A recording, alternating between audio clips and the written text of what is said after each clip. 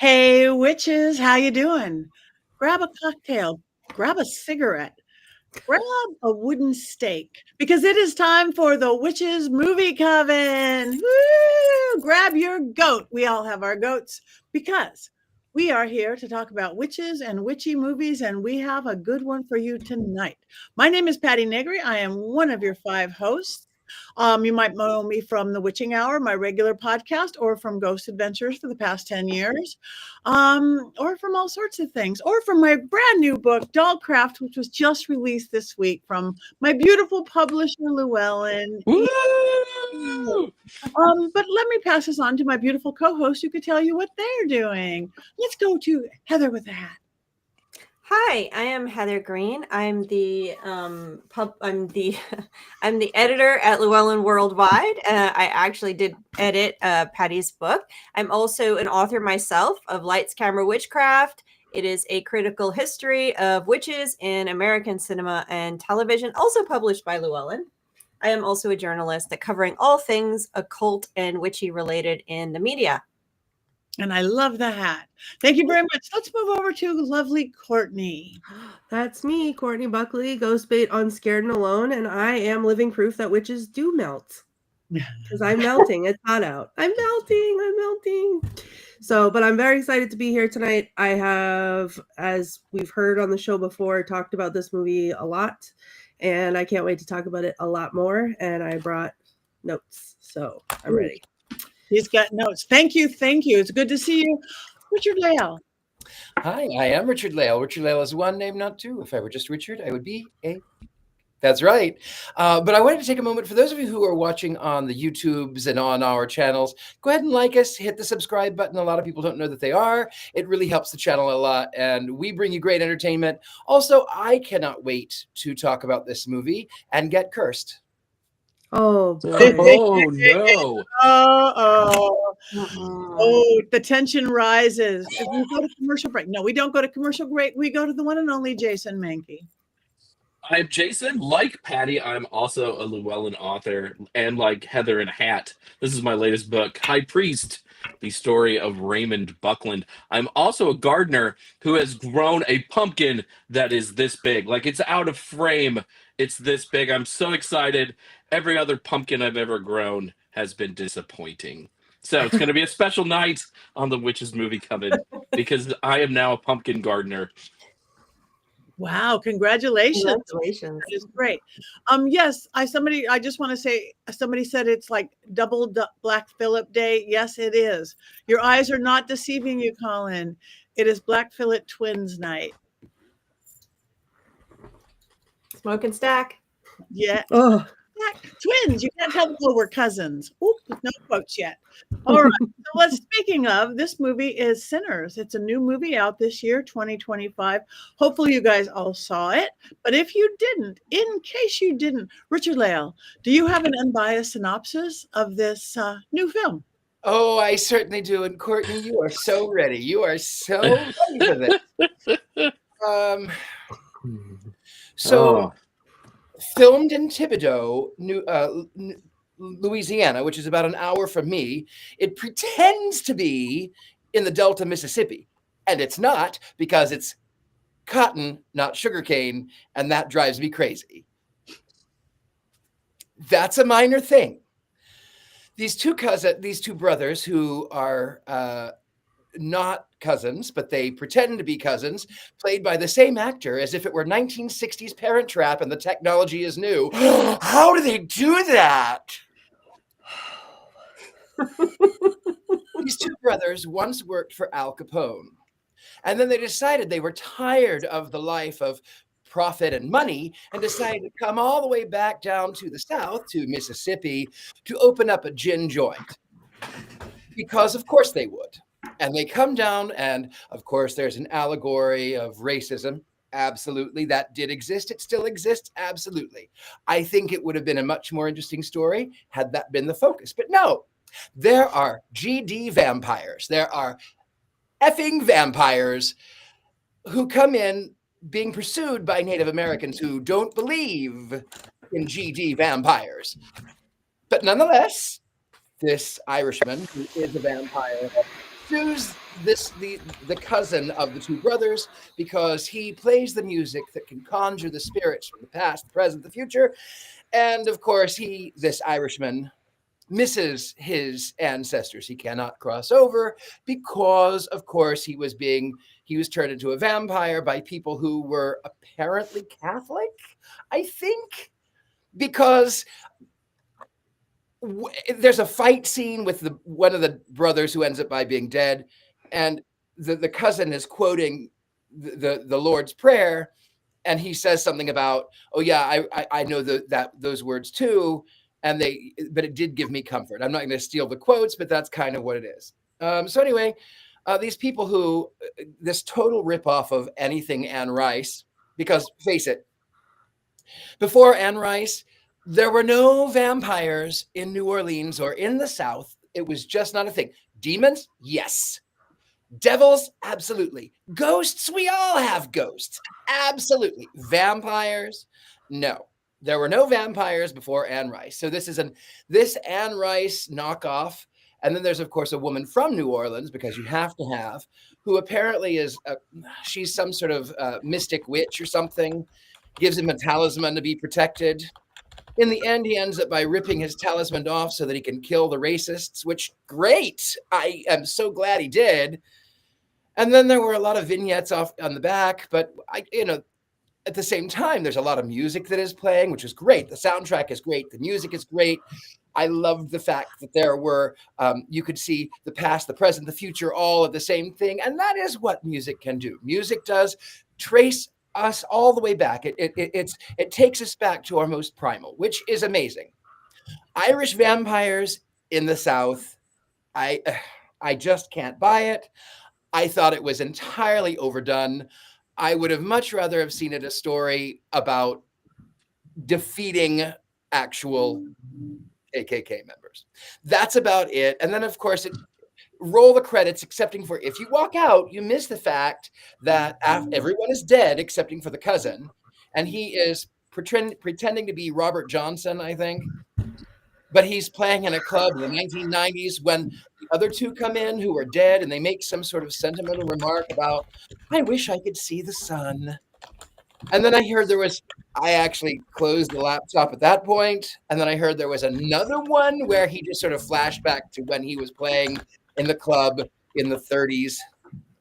And that's about all that I know, because I tried to pay attention.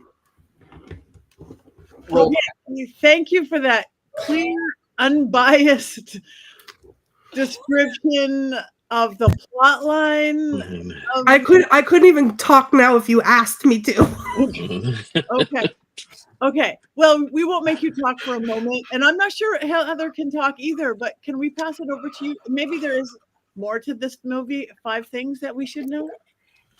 Yeah, so this is like, I describe this movie like a 7-layer cake. There's so many layers of meaning that there's no way we can encapsulate them. And I also would like to say, before I begin and before we continue this podcast, it's very important to note that a lot of these layers emanate and come from, on purpose, the experience of Blacks in America. And we are 5 white people.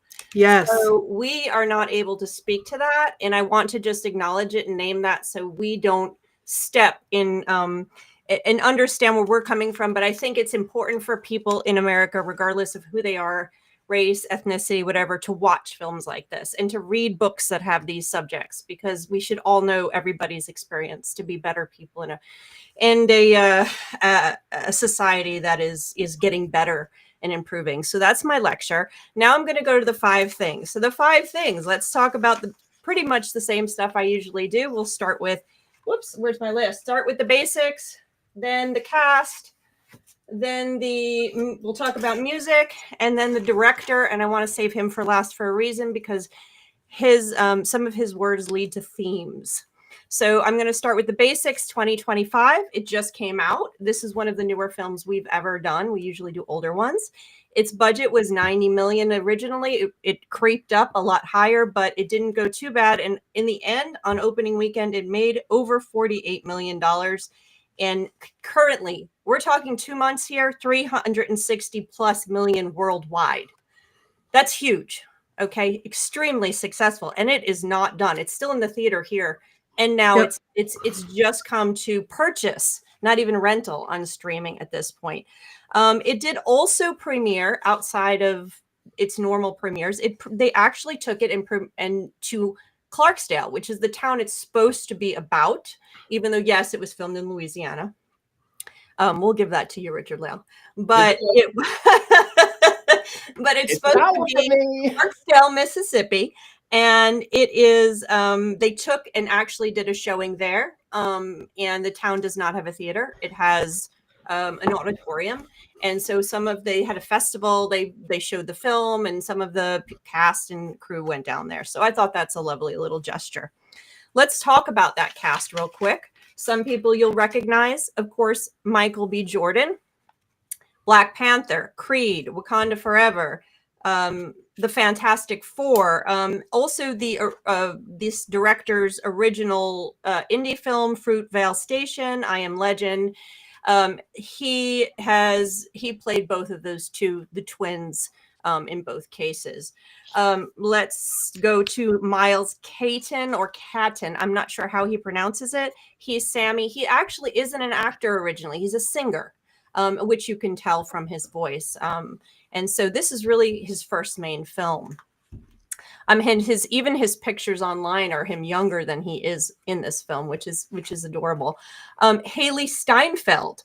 She plays Mary. She's also a singer and actually recorded and wrote one of the songs in the film Dangerous.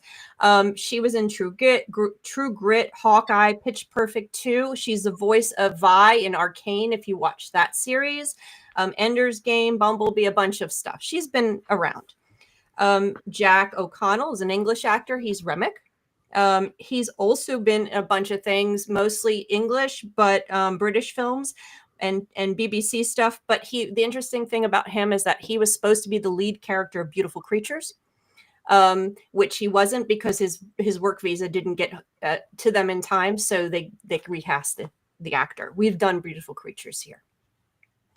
Of course, you have Annie, who is, I'm going to pronounce her name wrong. I apologize. Wanumi Masako. She is a British actress as well. And she is originally born in Nigeria. But she was in Deadpool and Wolverine, I Am Slave, Fantastic Beasts. She's been in a lot of BBC stuff. I'm more familiar over there. And one other one you might recognize was Delroy Lindo. He's been around forever. He was in, let's say, Malcolm X, Gone in 60 Seconds, Get Shorty, Clockers, Crooklyn. If you haven't seen Crooklyn, that's from 94. He's also English, and he's been around for quite some time. He was not in that picture, I don't think. And I'd like to point out there's a bunch of other ones: Jamie Lawson, Omer Benson Miller, Lee Jun Lee. But another one I have to bring up before I move on is Buddy Guy. Buddy Guy technically is not an actor, but he is an actor in this movie, and he plays the old Sammy at the end. Of course, he's a famous blues musician and connected with Chicago. So not the band Chicago, the city Chicago, to be clear. So he is actually makes that wonderful appearance at the end, which takes us into the music of the film. The music of the film is essential. It is actually, at first I thought it was a character, but it really isn't. It's the heartbeat of this movie, and actually the reason for this movie, and I'll get to that in a second. It is you have, I'll get to the story of how this made with Ryan Coogler and the director, but basically the origin of this movie, the reason for this movie's existence is the music. You have in it a different types of music that come through. That is the purpose. He's trying to emanate that out, and he literally shows that in that one scene, the denouement really of the movie, where he says music can reach back into the past and forward into the future, connecting, and the power of ritual. And so he really pulls that out, and that's what started this. And one thing that Ryan Coogler said was that he was trying to demonstrate the centrality of music to the Black experience. That is one of the layers of this movie. And I am not going to tell my opinion about this movie, but I am going to say that this movie did what the Ralph Macchio movie couldn't do. I'll leave that at there. I'll talk about that later. So music is central to this. Blues, and more blues, and as well as the idea it's devil music. And that gets us to Ryan Coogler, the director. He is, first I'm going to talk about who he was, or his, excuse me. Ryan Coogler is born and raised in Oakland. He's from California. He went to USC film school, a graduate school, actually, very intelligent, trained in this craft. He notes that his first film, one of his first films, or the first film he saw at 5 years old, was Boys in the Hood, and it really inspired him. He eventually got to meet John Singleton, who directed it. It's a brilliant film if you haven't seen it. He was raised Baptist, went to Catholic school, so he had religion, and eventually over time was affected by the experience of Black folks in America with the in the 2010s, and you had the Black Lives Matter movement and stuff. So a lot of his films started to take on his interest in these socio-political conditions and experiences. So his first film was the indie film. He then went to Creed, which surprised a lot of people because that's a studio film, obviously a big studio film. Wrote and directed all of these, by the way. And then he went after Creed, of course, Black Panther. Everybody knows him most thinks of him for Black Panther because it is the most successful film by a Black director. He also wrote Black Panther, followed by Wakanda Forever.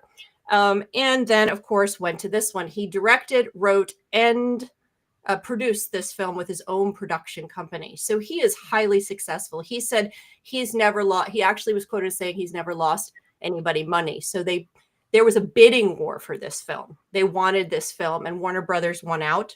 And he got a contract like no other. It kind of upset Hollywood a little bit with the benefits that he got. It's like, wait a second, he's got more power in the studio now. So how did this film come about? He was with his wife in the kitchen, and he wanted to make a movie about the music that's central to the Black experience, as I said, and that kind of converted into the music that came out of the Mississippi Delta, which is blues.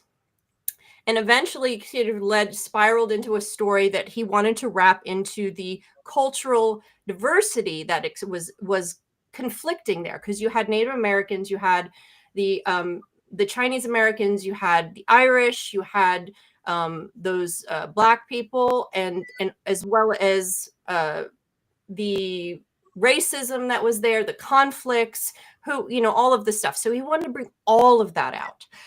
And so that's what you have. And then eventually he's like, okay, let's throw in some vampires.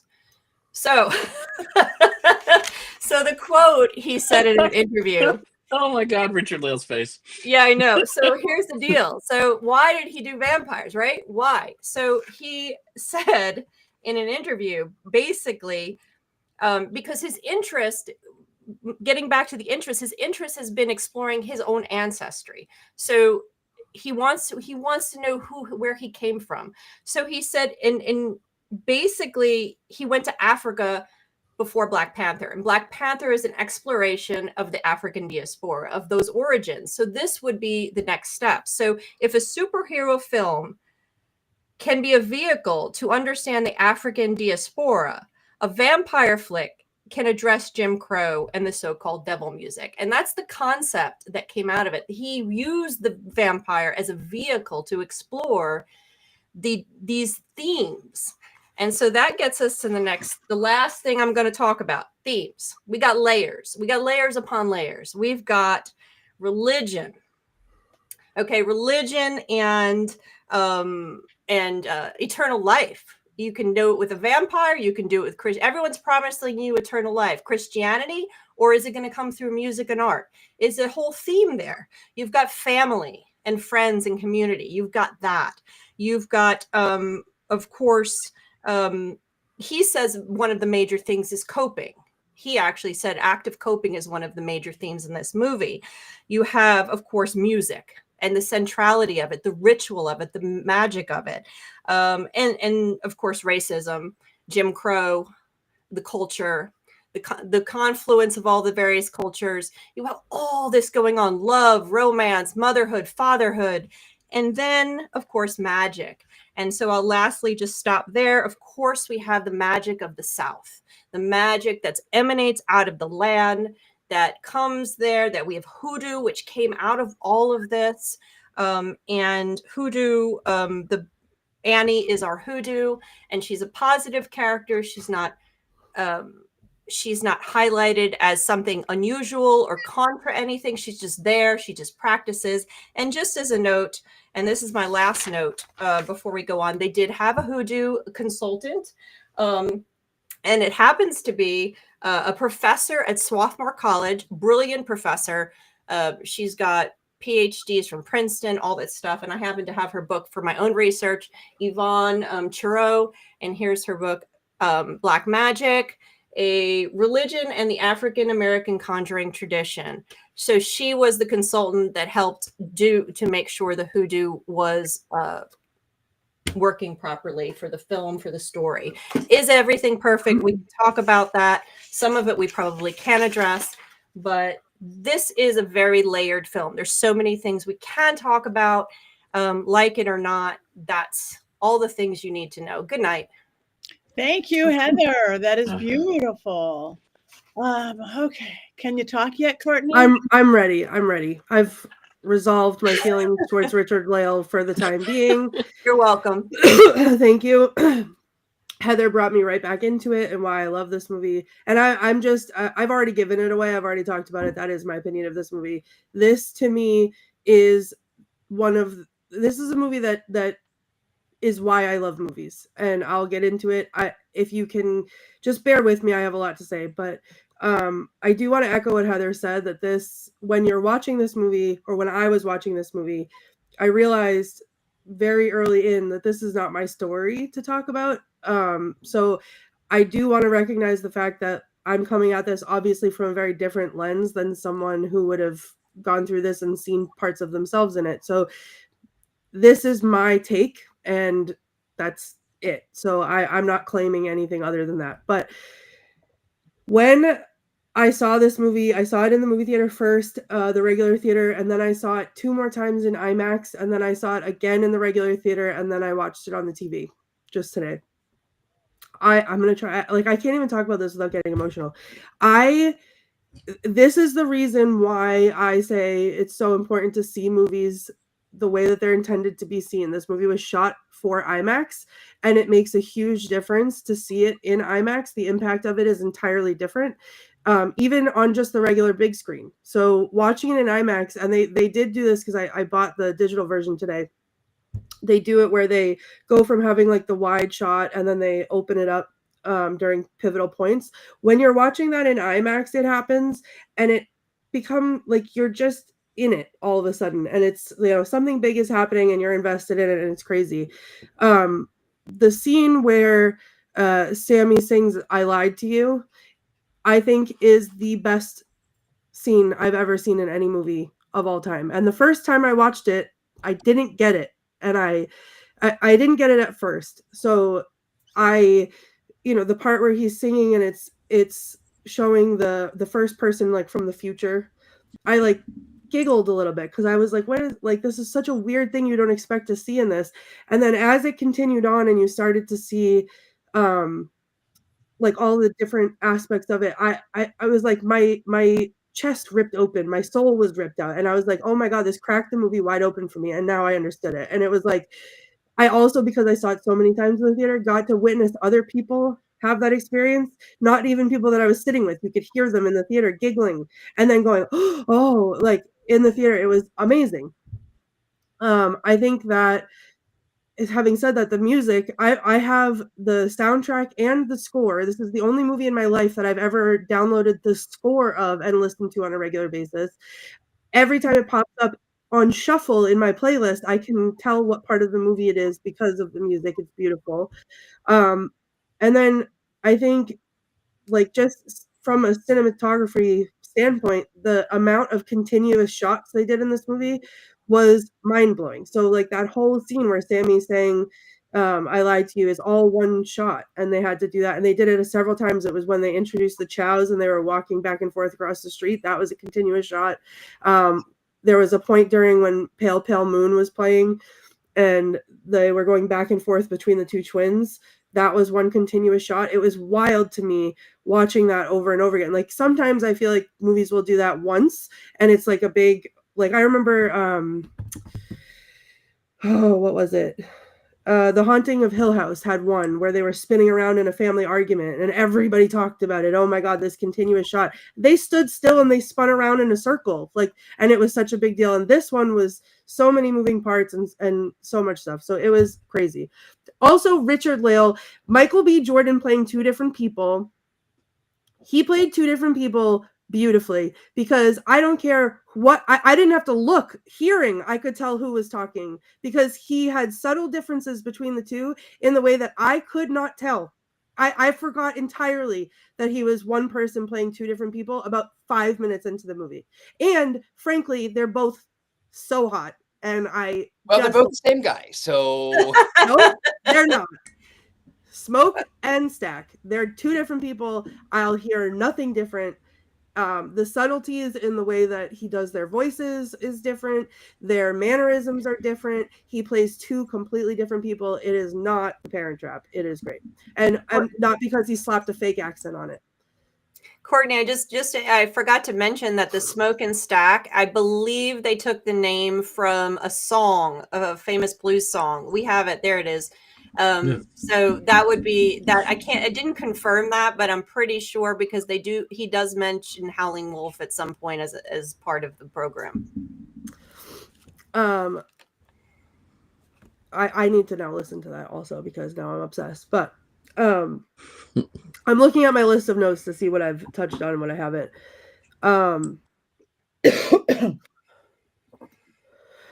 So then the vampires. Okay, so anyone before they went to see it that I was trying to drag to go see it would be like, oh, yeah, but like the vampires, like whatever. Okay, it's not really, to me, not about vampires. The vampires had nothing to do with it.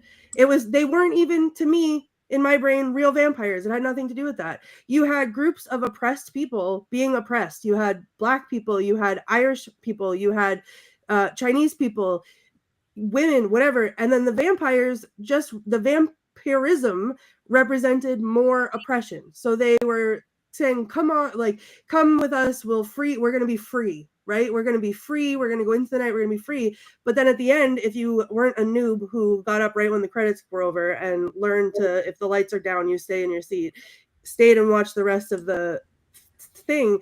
When they come back and talk to him, they're talking about for a few hours there, we were free. It was that day was the last time I saw my brother. It was the last time I saw the sun, and we were free.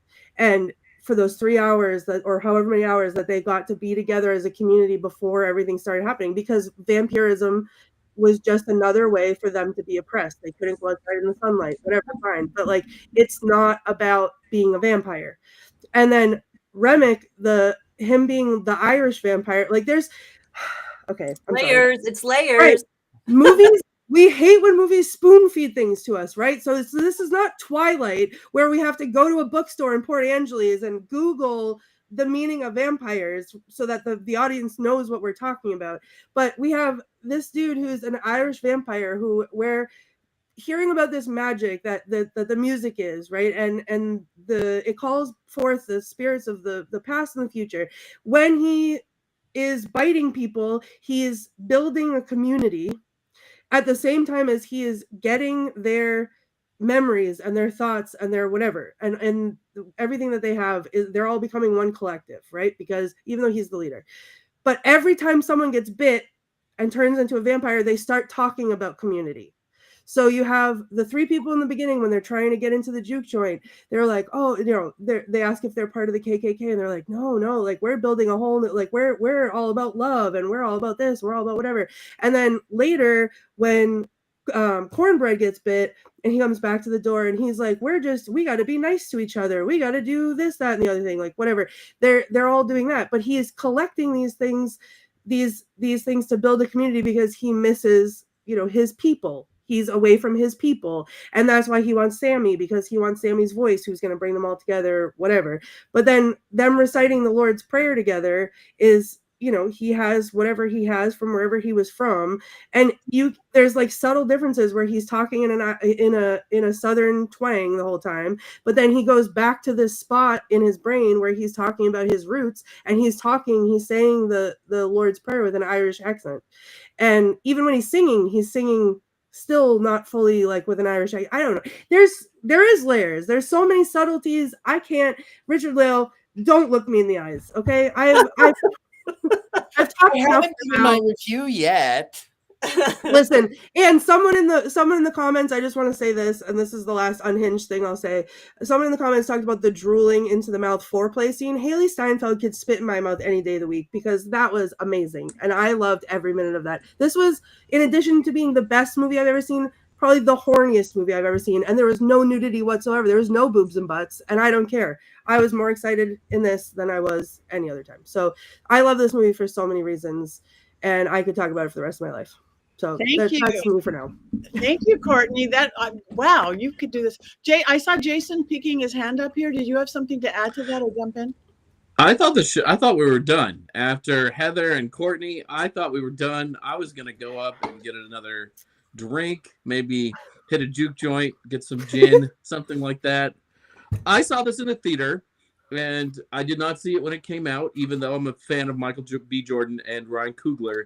We just didn't get to it, and then the word of mouth came through, and we're like, "Oh, Ari, that's my wife. We have to go see this." And we went and we saw it. And as Courtney said, when you're sitting there and you're watching the movie, and it is sort of a movie in two parts in a lot of ways, but when they're in the juke joint and the song starts playing, Sammy's song, and time transforms, and everything about the world shifts. People talk about magic on the silver screen. That was magic on the silver screen. And I think my wife and I both cried. I'm about ready to cry right now. Me too. It is a powerful, magical moment that I have never experienced before in a film. And it stays with you forever. Second for me is the end of the movie where Sammy says, "Up until the vampires, that was the best day of my life." And there's something about that, because while that early part of the movie is going on, it does feel like the best day. I'm excited. I want to see everything get opened up. I loved how everybody's working together to make sure it opens up, except for the, racist jerk faces. And I loved watching them get murdered at the end of the movie. I'm not usually a bloodthirsty person, but that was very enjoyable. But they deserved it. They deserved it. Yes. That freedom and joy, though, in that first 90 minutes is just beautiful to watch. Thank you. I agree. And Courtney, you put everything I was feeling just in much better words than me. I'm going to just start it out with, they didn't have to kill the snake. They didn't have to open the damn movie, killing this beautiful snake. Why does everyone want to kill animals? I understand the symbolism. I understand all of it, but it would have been a fine movie without having to kill that beautiful snake. Other than that, the music just had me from the second. I'm married to a drummer. I'm married to a musician. Jazz is his thing this last 20 plus years. But when we met, he was a blues musician. He'd play in all the blues club. I would go and sit and listen to this just music like no other. Blues is not no other, even though he is a white man drummer. And I think that's really part of why I fell in love with him. It's just that the music that came out of him and the band and everything. So the music had me throughout, and it really was. You're right, more than a character. It was the heart, Heather. That beautifully put. Yes, Tabitha. Yes. Okay, and now I'm going to move on to the vampires. I am in the vampire culture as much as I am in the witch cult. Well, not as much, but I'm a vampire witch. I love the vampires. I thought it was not a remake of Anne Rice. There was nothing Anne Rice about it. These were different and creative, and I love that they took that whole almost religion stance about everything. It's like, wait, who's the good people? These are the good people. These are what I just had me at the word go once the snake part was off. Truly. the beauty of it, the darkness of it, the clothes, the sweaty, the everything about it just told this story that layers, as you said. You guys are pointing out everything that I was going to say. I don't have to say it anymore, but except for the snake. Okay. The poor snake. I think there was a Humane Society tag at the end that no animals were actually harmed. I know, in but the production of the film. There has to be in this day and age, at a Yeah. big film like that. There has to be little independence, but it looked way too real.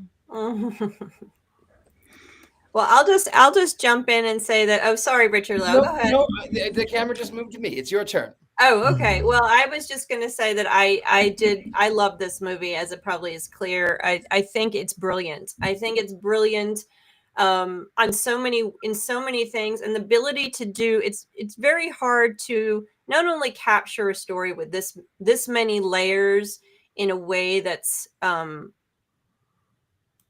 in a seamless way, in a nearly seamless way. There are a couple of things that I would, if I had to pick things out and go, okay, what about this? But in a nearly seamless way, especially adding in the music without it being a musical, without it sounding like it was purpose. Well, let's add music here. Let's add, it just flowed. Everything just seamlessly worked together. And then to add the supernatural aspect of the vampires, to work on a very superficial level as vampires, or to work as a allegory for colonialism, as the threat that's going to oppress, like Courtney said, the non-well-meaning, come and be assimilated, come to here and you'll be free. The assimilation of the overculture that is taking in minority cultures, bringing them in, including their music. We don't like what they say. They like our music, but they don't like us.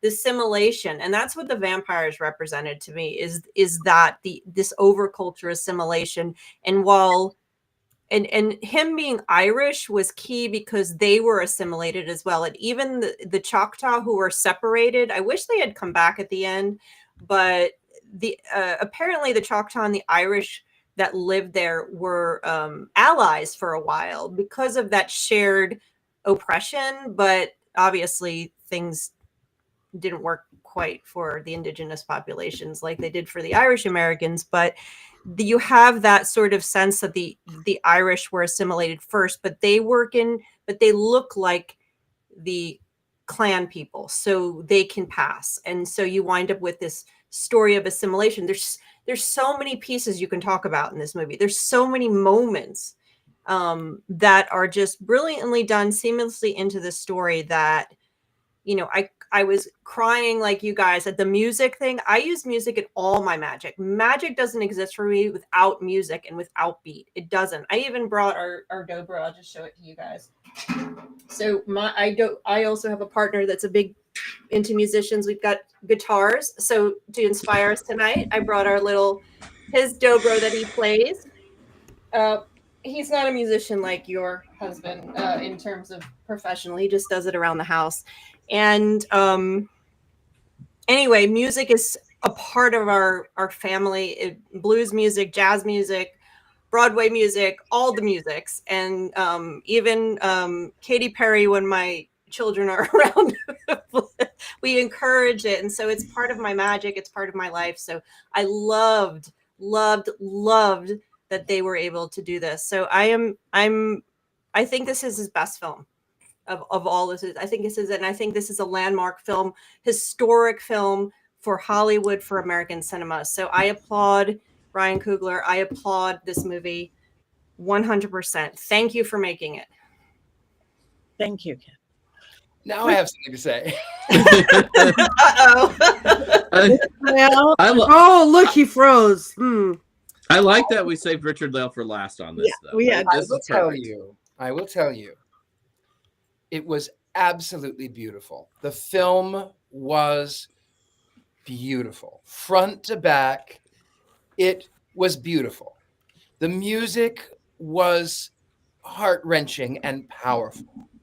And that one scene, Sammy's scene, I loved that aspect of music connecting the past, the present, and the future. I really thought it was it was, I didn't laugh in the moment. Now, mind you, I couldn't get it to play on my laptop and I had to watch it on my phone, but I did see that DJ and I realized instantly what was happening. There was some earlier remark about how he was able to conjure the spirits of the past, the present, the future. And I knew in that second, I knew what they were doing. And I went, wow. Yeah, that was brilliant. I loved it. I get the allegory of the oppression of the vampirism. And I get it. I also don't get it.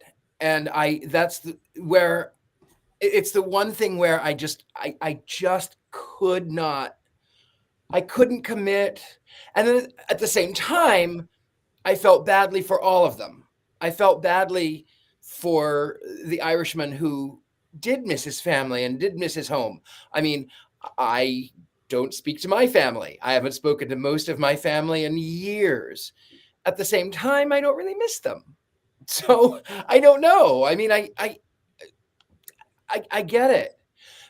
But then on the other side, from a very real personal side,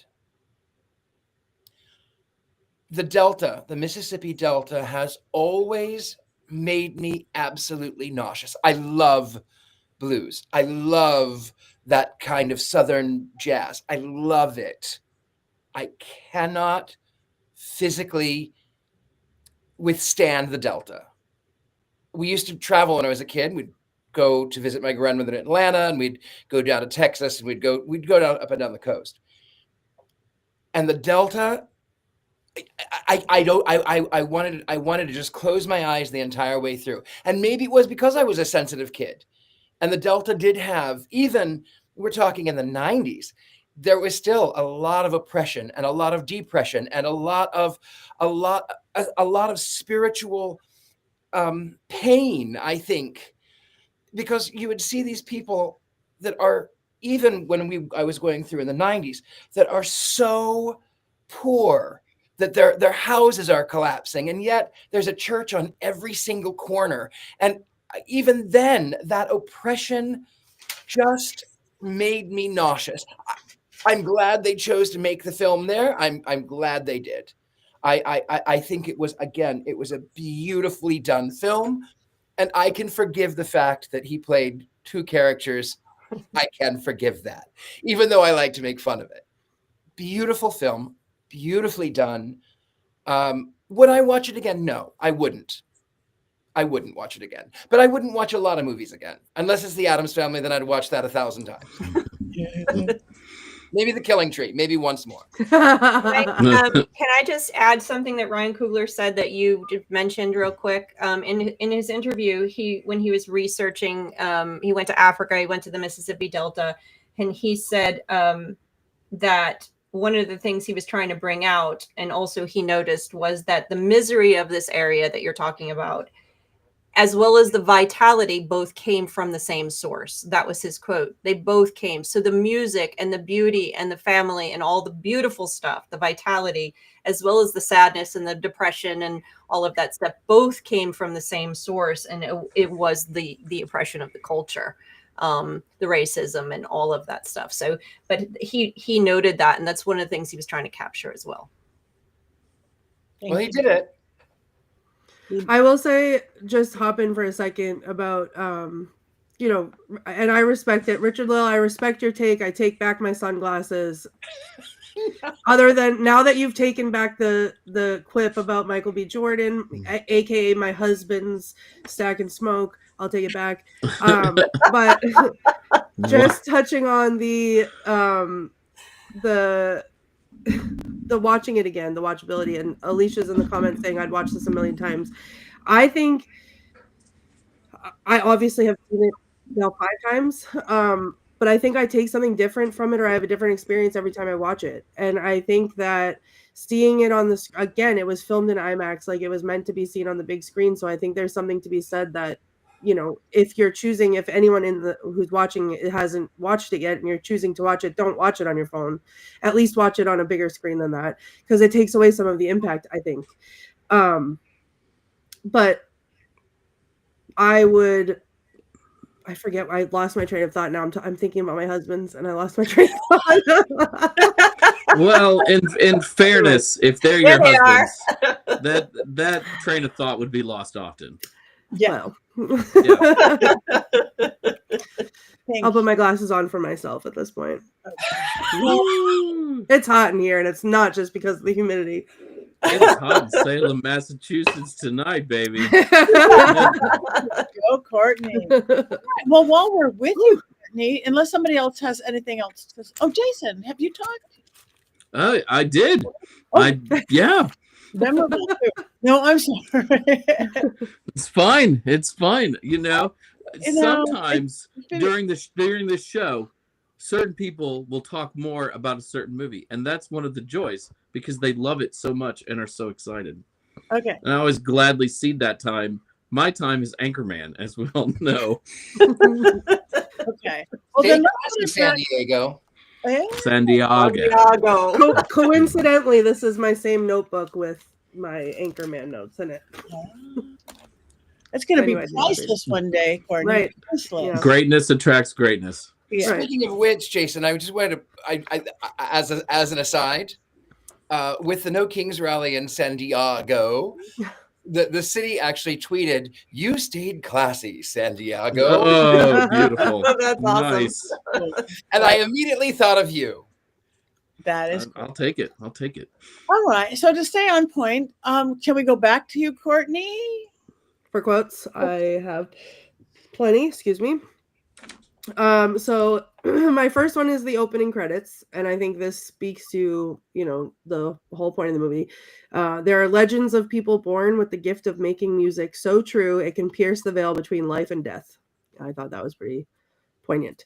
Also, one of my favorite quotes, and I say it all the time, every time I talk about this movie, where the KKK guy says, "Oh, you boys twins?" and they say, "No, we cousins." But I say, "Oh, my husbands." So, what are you doing? Oh, I'm watching my husband's. Sammy's dad says, "You keep dancing with the devil. One day he's going to follow you home."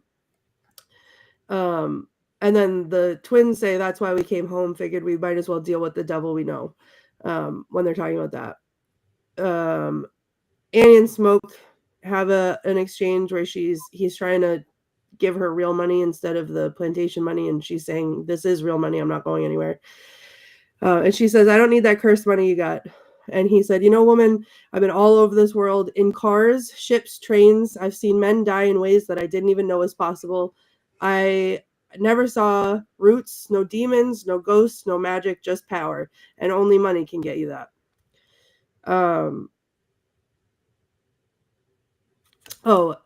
When, who was it? Oh my God, I can't remember his name. The singer, not Sammy, but the piano player. He said, he was talking to Sammy. He said, blues wasn't forced on us like that religion. No, we brought this with us from home. It's magic. What we do, it's sacred and big. With this here ritual, we heal our people. We be free. And then another quote that I say constantly, and I sent out on Facebook today that some people took literally, but we gonna kill every last one of you, which is Haley Steinfeld says when she's a vampire. And then after Cornbread almost kills Smoke, the other guy says, "Hey, y'all smell anything? I think I shat myself." And then the last one I wrote was, I thought it's one of those points in the movies where you just kind of want to jump out of your seat. Like, it's like, okay, here we go.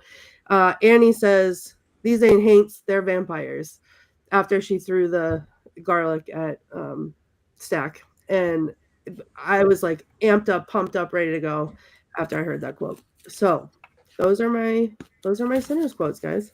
Thank you very much. Thank you. And moving on, yes, beautiful as always. Salty Slim, yes, thank you. Sorry. Jason, do we have a Mankey movie moment on this? We do, but is not a funny one. This is Okay. a very different one. It's easy to make fun of bad films it's another thing when a film is a great film, what do you write about? And I remember some of the discourse when this movie was released. So tonight's moment is about the discourse around the release of this film. Sinners was released on April 18th of this year and grossed $48 million or so on its opening weekend. In an age where nearly every movie is a sequel or some sort of intellectual property with a built-in fan base, $48 million is nothing short of incredible. Sinners is an original story, and most movies today that make hundreds of millions of dollars are tied to something that already exists. For instance, Sinners was the movie to knock the Minecraft film out of the top spot at the box office. Yep, a video game, more IP. You would think that Sinners would have celebrated. You think that everyone would have celebrated when Sinners lit up the box office. And sadly, that's not really what happened. Come Monday morning recaps, a lot of people categorize Sinners as something less than a triumph.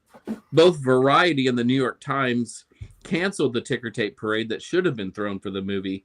Instead, they opined that the movie still had a very long way to go before it broke even. And movies very rarely have that sort of staying power. Vulture wondered whether or not Sinners was going to actually lose money, despite its impressive opening haul, which was several $million more than what was expected. I wonder why these legacy outlets reacted to Sinners the way they did. It's true that Sinners cost $90 million to make, and movies need to make about double or triple their production budgets to make money. But lots of movies cost $90 million and debut to $40 million. I wonder what could be different about Sinners. I don't know. I can't quite put my finger on it. Of course we can. In its second weekend, Sinners made about $46 million, a mere 4.9% drop, which is incredible. But really, should that have been treated as incredible? Sinners director and writer Ryan Coogler is an A-list director, even if some news outlets are late to that party.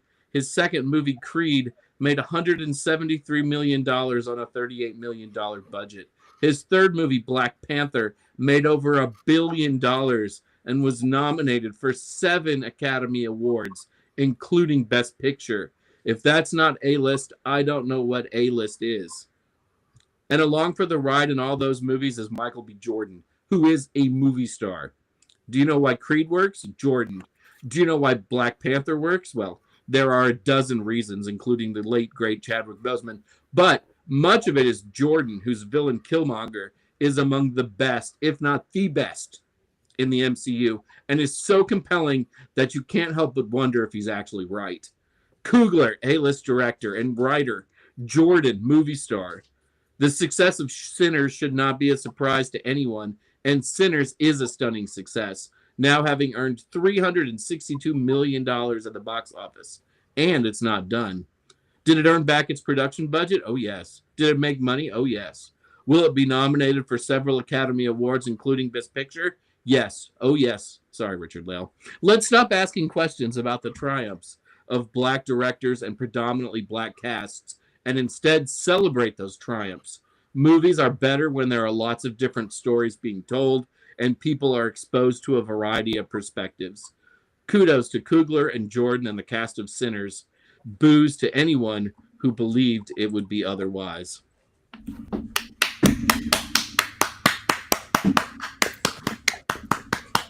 And it's not too late. It's still in theaters. So if you want to go give this movie your money, as you should, go see it. Go see it. Okay, it's gonna probably be a big surprise, but we are going to now vote. We want all of you guys in the chat room. We appreciate everything that you've been jumping in on, the funny ones, the smart ones, the stuff, all that. So let's wands up, wands down. Can't see mine. Oh, wait, I'm just kidding. My wand has got its bells on. Oh, It's God, so that happy. thing. Up, so high up we can't even see it. And I'm going to go on record and say best movie I've ever seen, and I expect that it will stay there for a very long time. thank you. And almost up. You are almost erect. The music was great. Costuming was great. It was beautiful. Good. So what do you see? We Cullen, Wands Up, even though the image of the Irish vampire playing the banjo in the style of Deliverance will haunt me in my nightmares. Wands Up, Wands It's Up not untrue. gives us a neutral on that one. Tell us why, Robert. Jump in there. Again, mostly Wands Up. And one neutral and one almost but up. Wands Up. I'll watch the rest of the movie. Somebody said. So, okay, Sinners. So now anybody who hasn't seen it, hope that intrigued you to go see it. And then, wait. Did you hear that? That was strange. What was that? Somebody That was- conjuring the past, present, and future. Or someone upset about not a full Wands Up. I don't know. I just thought it was because my wife just walked into my Nope. house. I mean, Did the guitar this fall? Did the art is guitar? magical. Nope, it's right here. It's right here. That was like spooky. The vampires are here. It's still doing it. I It's know. not coming from my room, not from the guitar. I think it's just me setting down my wall. It's very heavy. I think that's it. I think I set Yeah. it down Yeah. louder than I usually. That was good though. That was a good Yeah, sound. sorry. You could- yeah. This The could, gong Yeah, of judgment. We'll just continue to pretend Ah! it's mysterious. Okay. All right. Next week. Miss Heather? Midsummer's Night Dream in honor of solstice. Solstice. Yes. Joyous solstice, everyone. Happy solstice. Happy solstice. Summer is here. Indeed. A beautiful, beautiful summer. And I'm going to take at least probably 2 weeks off, but you will be well covered by these 4 beautiful people here and some of our fabulous regulars who jump in. And I will be back after that, refreshed and happy. That's all I'm going to say. Very refreshed. Me and Black Phillip, they're cousins. Okay. Anyway, we have a couple minutes left. Anybody have anything good going on? We got Mystic South. Okay. That's as good as it gets. That's about Okay. 3 weeks in Atlanta. Come join us for some magic in the Deep South. Magic and witchcraft. Maybe some blues. I got the big blues, I'm going to be in Pennsylvania this weekend at a place called the Doss House. It's called the Creep It Real Festival, not Mystic South. It's Creep It Real. But seances, mediumship galleries, workshops. I am doing a practical magic workshop, doing a mediumship workshop, investigations at haunted jails and haunted Doss House, everything you want, and lots of really cool people going. I think it's also a fundraiser for the location. So check out Keep It Real Festival. And who was jumping in next? Jason? This Saturday, I will be at the Buckland Museum of Witchcraft and Magic in Cleveland, Ohio. And next Friday, I will be at Crazy Wisdom Bookstore in Ann Arbor, Michigan. Woo! As I tour this book that took 3 years to write. Please, for the love of all that is holy, buy one.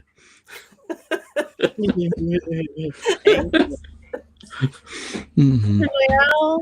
I will be I'll be here in New Orleans. I'm easy to find.